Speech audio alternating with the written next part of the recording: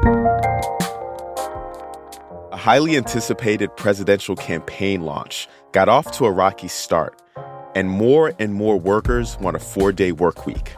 I'm Jeff Pierre, and this is The 7 from The Washington Post. It's Thursday, May 25th. Let's get you caught up with today's 7 stories.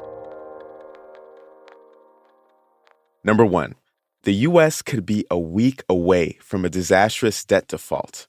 We've been talking about this for weeks, so you know the basics. Congress needs to raise or suspend a limit on the amount of money the government can borrow to pay its bills.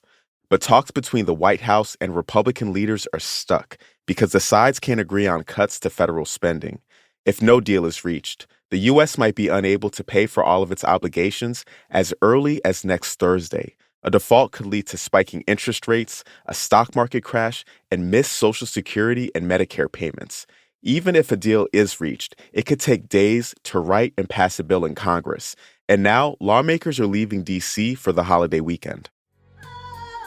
What's love got to do with it? What's love but a second-hand emotion? Number 2. Tina Turner, the legendary singer, died yesterday. She'll be remembered as one of the most dynamic and influential performers of all time. She had a number 1 hit in 1984 with What's Love Got to Do with It and won 8 Grammy Awards. Turner died at her home in Switzerland. She was 83. In recent years, she had a stroke, kidney disease, and other health problems.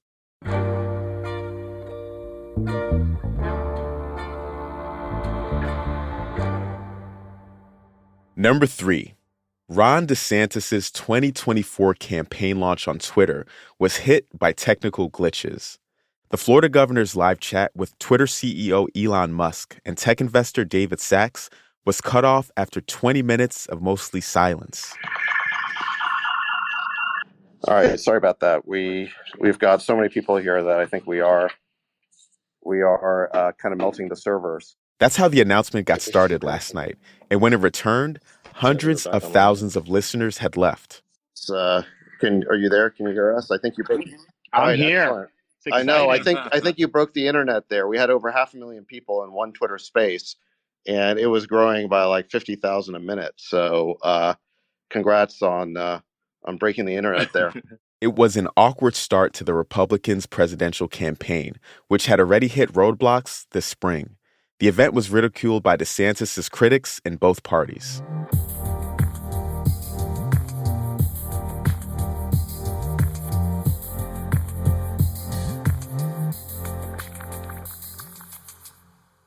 Number 4. Texas passed a bill to allow school districts to replace counselors with chaplains. The State House approved the bill yesterday, which is the last step before it's signed into law. School boards will be the ones to decide whether to make the switch to chaplains. This was the latest measure aimed at inserting religion into public life in Texas. A bill that would have required the 10 Commandments to be displayed in every classroom stalled earlier this week.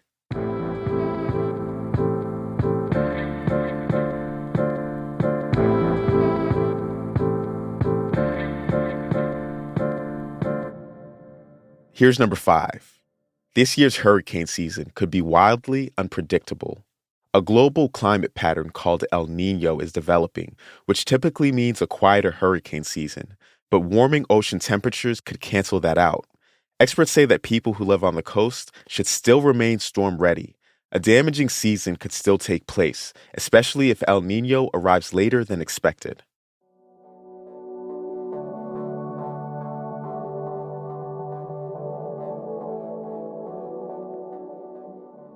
Workers want a 4-day work week. That's number 6. In a new post-Ipsos poll, 3/4 of U.S. workers said they would prefer working 4 10-hour workdays instead of 5 8-hour days. Some trials are already taking place, but concerns about staffing, lower productivity, and increased costs are keeping the idea from being adopted widely. But experts say that could change within 5 to 10 years.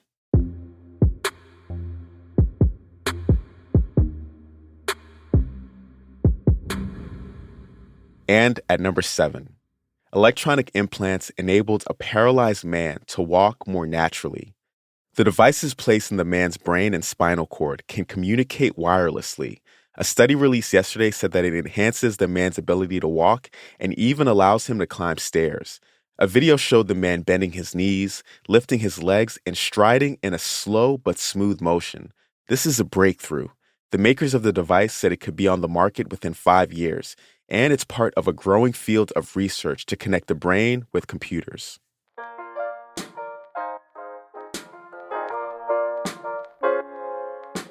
And just like that, you are all caught up. But before you go, did you know that you can listen to this show through your Amazon smart speaker? Just call out its name and say, "Play the 7." It's that easy. I'm Jeff Pierre, and I'll meet you back here tomorrow.